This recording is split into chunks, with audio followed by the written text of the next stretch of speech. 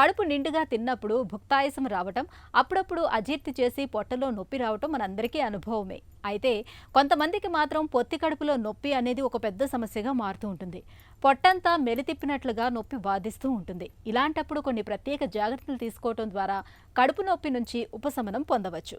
పొత్తి కడుపులో నొప్పి వేధిస్తున్నప్పుడు ఉపశమనం కోసం ఏం చేయాలో, ఎలాంటి జాగ్రత్తలు తీసుకోవాలో ఇప్పుడు తెలుసుకుందాం.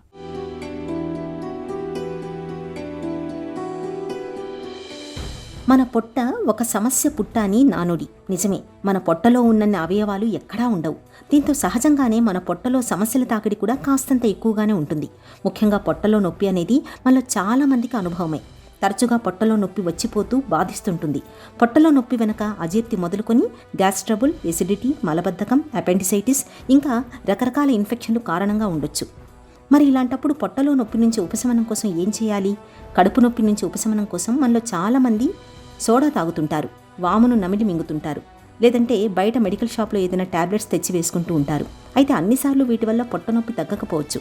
గ్యాస్ ట్రబుల్, అజీర్తి మూలంగా కూడా కొన్నిసార్లు పొట్టలో నొప్పి వచ్చే అవకాశం ఉంటుంది. కాబట్టి గ్యాస్ని తగ్గించే మందుల్ని, యాంటాసిడ్ బిళ్ళల్ని ప్రయత్నించవచ్చు. మలబద్ధకం వల్ల కూడా పొట్టలో నొప్పి రావచ్చు. కాబట్టి సుఖవిరేచన అయ్యేలా జాగ్రత్తలు తీసుకోవాలి. వేడి నీటితో పొట్టపై కాపడం పెట్టడం వల్ల మంచి ఫలితం ఉంటుంది. పిప్పర్మెంట్ టీని తాగడం వల్ల పొట్టలో గ్యాస్ తగ్గే అవకాశం ఉంటుంది. పొట్ట నొప్పి పూర్తిగా తగ్గే వరకు తేలికగా అరిగే ఆహారాల్ని, ముఖ్యంగా ద్రవాహారాల్ని తీసుకోవాలి.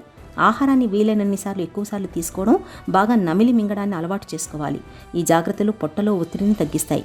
పొట్టలో కుడివైపు నొప్పి మొదలైనప్పుడు, పొట్టను ముట్టుకుంటే భరించలేనంతగా నొప్పి కలుగుతున్నప్పుడు, వాంతి అవుతున్నట్లుగా ఉన్నప్పుడు ఆలస్యం చేయకుండా వెంటనే డాక్టర్ని సంప్రదించి తగిన చికిత్స తీసుకోవాలి.